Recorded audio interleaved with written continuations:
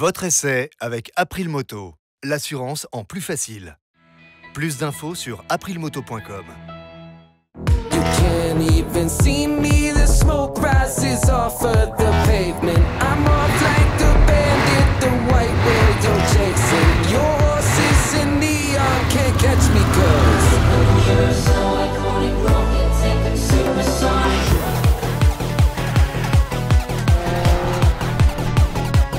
Bonjour et bienvenue sur la chaîne du Repère des motards pour l'essai de la toute nouvelle Triumph Speed Triple RS. Alors on est à Portimão, au sud du Portugal, et il fait un temps à pas mettre un motard dehors, hein, comme vous pouvez le constater. It's a bit wet. Il n'y a pas de vent, c'est ça qui est bien. Alors est-ce que c'est vraiment une toute nouvelle moto? Ben pas vraiment, faut quand même rester honnête. Le moteur récupère 3 chevaux, maintenant il fait 183 chevaux, il récupère 3 Nm de couple, on est pas loin des 13 mètres kilos. Autant vous dire qu'à la conduite, ça va pas se sentir par rapport à l'ancienne. Ça reste par contre une moto qui est très aboutie, qui est très bien finie. La plus grosse modification qu'on peut noter sur le châssis, c'est l'apparition de suspension pilotée. Donc on reste sur du Öhlins TTX36 derrière et NX30 devant. Mais par contre avec la troisième évolution de l'électronique Öhlins, qui permet une gestion encore plus fine des modes.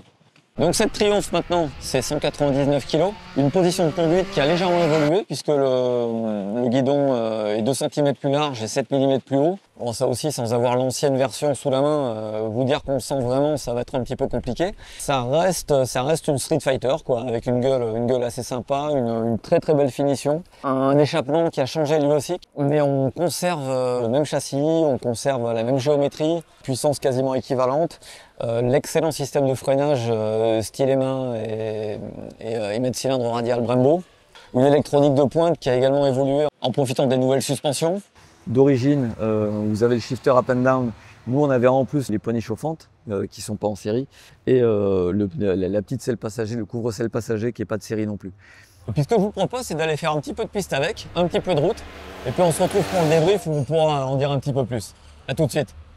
Alors, cette Speed 1200 RS, nouvelle formule, qu'est-ce que ça donne? Bon bah déjà, une position super naturelle. Le guidon plus large, enfin vous dire que je sens la différence, ça va être un peu compliqué. Je pense que c'est plus adapté pour la route. Sur le circuit, ça fait juste plus de prise au vent et c'est pas génial.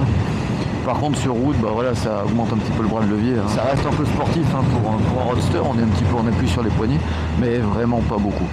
Donc position confortable, bon retour d'info. Alors c'est quand même une moto qui donne envie d'être pilotée. Voilà. Pas seulement au guidon, mais avec les repose-pieds, en bougeant un petit peu. En utilisant son corps un peu comme une sportive. Vous pouvez la piloter uniquement au guidon, mais je trouve qu'on passe à côté de quelque chose parce que son côté d'un bloc fait qu'elle est plus naturelle si vous vous servez un peu de votre corps pour passer d'un angle à l'autre. Voilà. Ce qui change sur celle-ci, c'est vraiment les suspensions électroniques.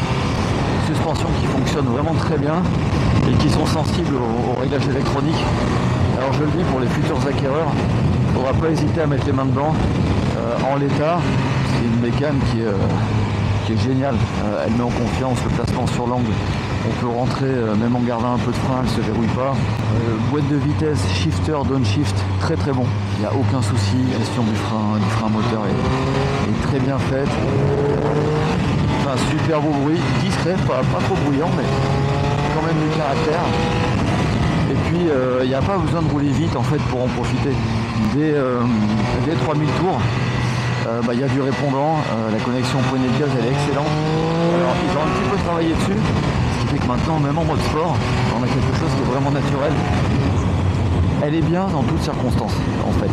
Elle est agréable quand on décide de rouler cool. Il y a du caractère, ce moteur, on peut descendre bas dans les tours et accélérer. Il se passe tout de suite quelque chose. Là je suis en train de me balader, il y a des zones humides. Elle est montée d'origine avec du Super Corsa SP, dernière version. C'est quand même pas l'idéal quand c'est mouillé. J'ai pas peur quoi. Enfin, elle est facile à contrôler. C'est une moto qui est naturelle à prendre en main. Comme je vous dis, il y a quand même un ADN sportif qui est bien présent. Ça se ressent au niveau de la position. Ça se ressent au niveau des performances également. Parce que quand on nous tourne la poignée, ça marche fort. Le frein, les stylémas sont juste excellents. Il y a du feeling au niveau du frein avant, il y a du feeling au niveau du frein arrière. l'électronique est là pour vous filer un coup de main si jamais vous avez besoin d'être rassuré. Mais très franchement, même sans électronique, la moto est bien née. Elle n'a pas besoin de béquilles en fait pour vous sauver la mise parce qu'elle est, elle est homogène quoi, tout simplement. Et elle est sensationnelle dans le meilleur sens du terme. C'est-à-dire qu'elle vous procure vraiment des sensations tout le temps. Et ça c'est quand même super appréciable. Pour moi c'est une des motos les plus attachantes du marché. Alors ensuite au rayon de ce que j'aime pas trop, je suis pas extrêmement fan du tableau de bord. Je trouve qu'il pourrait être plus lisible, mieux exploiter l'espace. Là je vous ai fait défiler le truc, mais voilà, ça c'est la version normale. Et en fait il manque plein d'infos, il faut tout le temps aller naviguer pour récupérer les partiels, la consommation, l'autonomie restante. Voilà, ça fait partie des trucs, je me dis, vu la taille de la dalle, on aurait pu l'avoir directement dessus. Et surtout le tableau de bord est placé très bas. Ce qui fait qu'avec un casque un peu racing comme le mien, on est vraiment obligé de baisser les yeux pour le voir. Et ça oblige à quitter la route du regard. Je trouve pas ça super. En fait, ce que je reproche à cette bécane, c'est d'être juste un roadster. Je me dis qu'avec une petite tête de fourche, un peu comme une Aprilia Tuono par exemple, elle serait encore plus polyvalente et on aurait envie d'aller encore plus loin. Et voilà, de retour sur le circuit de Portimao après une journée sous la pluie ici et une journée mitigée sur la route. On a eu beaucoup de routes mouillées ce matin et quand même une grosse partie sèche cet après-midi. Ça c'était cool. Ce que vous entendez à côté, c'est les petits copains qui continuent à rouler sur le sec.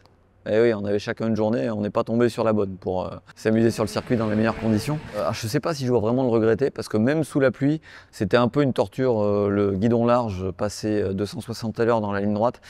J'avais les cervicales un peu en vrac. Mais toujours est-il que cette bécane était vraiment très sympa à rouler dans toutes les conditions. Quel bilan est-ce qu'on peut tirer des modifications de cette moto? Là, on voit bien un silencieux d'échappement qui est plus court. Alors après, c'est une question de goût, vous aimez ou vous aimez pas. Mais en tout cas, il fonctionne bien. On entend le caractère du 3 cylindres sans qu'il soit trop envahissant. Et quand les bécanes passent sur la piste, on n'a pas besoin de se boucher les oreilles. Ça passe, on sent que ça marche, mais ça ne vous casse pas les oreilles non plus. Et ça, c'est plutôt sympa. La position de conduite, je vous l'ai dit pendant qu'on roulait, guidon plus large de 2 cm, un peu plus haut. Mieux sur la route, moins bien sur le circuit, on s'en doutait. Une fois de plus, je regrette que le tableau de bord n'en ait pas profité pour évoluer et qu'il n'y ait pas une version avec à la rigueur un tableau de bord un peu plus haut, un peu plus lisible et un vrai début de protection comme une Aprilia Tuono, parce que finalement, avec des motos aussi puissantes, on est quand même amené à faire, on a envie en tout cas de faire un peu de circuit pour les exploiter vraiment. Et dans ce cas, ou de faire un petit peu de route d'ailleurs. Et dans ce cas, la polyvalence du Roadster ou du Street Fighter, elle en prend quand même un coup. Et je me dis qu'il suffirait de pas grand chose sans altérer vraiment la ligne pour rendre la moto vraiment plus polyvalente. Et je trouve que ça, c'est un petit peu dommage. Après, pour tout le reste, les suspensions Öhlins avec le nouveau module EC3, donc la dernière version électronique des Öhlins fonctionne vraiment très bien. Le mode confort est vraiment confort. Bon, je trouve que c'est une hérésie d'essayer de rendre confortable un Street Fighter, mais ça, c'est mon opinion perso, vous n'êtes pas obligé de la partager. Quand on retourne sur les modes un peu plus dynamiques, ça fonctionne très bien. Il faut savoir aussi qu'on peut conserver un mode fixe où les suspensions ne réagissent pas au fur et à mesure de votre pilotage et de ce que vous leur demandez, mais vous choisissez un réglage et elles les conservent. Ça, c'est sympa parce que typiquement, moi sur circuit, j'aime bien savoir exactement ce qui va se passer et pas laisser l'électronique changer d'un virage à l'autre, même si elles font très bien le boulot. On n'est pas sur le côté caricatural des premières évolutions quand ces suspensions-là sont apparues il y a une dizaine d'années. Là, ça fonctionne très bien, c'est le même système qu'on trouve sur les Panigale. À côté de ça, ça reste malgré tout une Speed Triple, ce qui est plutôt une très bonne nouvelle. C'est une moto qui a un 3 cylindres vraiment plein de caractère. J'ai l'impression qu'ils ont progressé au niveau de la boîte de vitesse et du shifter parce que je l'ai trouvé vraiment agréable, que ce soit en ville ou à l'attaque, en roulant, quel que soit le rythme adopté en fait. Le shifter fonctionnait vraiment bien. J'avais pas l'impression de faire mal à la boîte de vitesse en changeant de rapport. Et ça, j'ai trouvé que c'était vraiment quelque chose d'intéressant. Elle n'a rien perdu en caractère moteur, ça c'est la bonne nouveauté. Je ne vais pas vous servir la soupe en vous disant que j'ai senti la différence avec les 3 chevaux gagnés, les 3 Nm. C'est toujours le même 3 cylindres, plein de caractère, plus facile à gérer en mode sport. Il n'y a plus du tout le petit à-coup qu'on pouvait ressentir à la reprise du filet de gaz sur l'angle. Toute l'électronique a vraiment eu un gros step au-dessus. Que ce soit la gestion du frein moteur, la gestion du freinage tout court, avec un mode glisse pour le frein arrière, avec un mode wheelie qui fonctionne vraiment bien. La moto est homogène, donc en fait, même si vous enlevez l'électronique, vous ne serez pas déstabilisé. Alors évidemment, il va falloir de l'expérience, parce que les 180 bourrins sont vraiment là. On a un châssis qui est vraiment très performant, mais du coup, ça va vraiment vite, très vite. Cette moto, de toute façon, c'était un coup de cœur à vendre. C'était le meilleur rapport qualité-prix pour un gros roadster sur le marché. On est toujours dans ce domaine-là. Elle vaut 2000 balles de plus, mais il y a quand même un équipement qui a été upgradé. Elle est toujours aussi efficace. Elle est peut-être un peu plus polyvalente, un peu plus confortable. Mais vous avez du confort de suspension, vous n'avez pas une meilleure protection. Donc au final, est-ce que ça va changer énormément de choses? Là, vous avez quand même ce qui se fait de mieux sur la moto, à moins de 20 000 €. On était à 7,5 litres de consommation, sachant qu'on a fait une partie de la route sur le mouillé, donc pas un rythme foufou, et le retour quand même un petit peu plus énervé. Donc je pense que c'est une bonne moyenne. C'est pas ce qui se fait de mieux, mais bon, en même temps, on a quand même un moteur qui est très performant. C'est une moto qui est satisfaisante à tout point de vue. On est content de la regarder, on est content de la détailler, et on est encore plus content de la piloter. Donc pour moi, c'était déjà une vraie réussite avant. Voilà, elle a passé Euro 5+, elle est toujours là et elle a gagné encore un petit peu plus de polyvalence, même si maintenant j'aimerais encore un peu plus, quoi. J'aimerais un petit peu plus de protection, un nouveau tableau de bord, ça pourrait être sympa, mais en l'état, c'est un vrai coup de cœur cette bécane. Il faut avoir roulé ça au moins une fois dans sa vie. On a fini cet essai, j'espère que les prochains seront sous des cieux un petit peu plus cléments. Sur le site du repère, vous retrouverez un article beaucoup plus complet avec tous les détails et pas mal d'accessoires avec les prix également. Si vous avez aimé la vidéo, écoutez, n'hésitez pas à la commenter, n'hésitez pas à la liker, à la partager parce que ça nous aide beaucoup. Et puis, on va se retrouver très vite pour un prochain essai. À bientôt.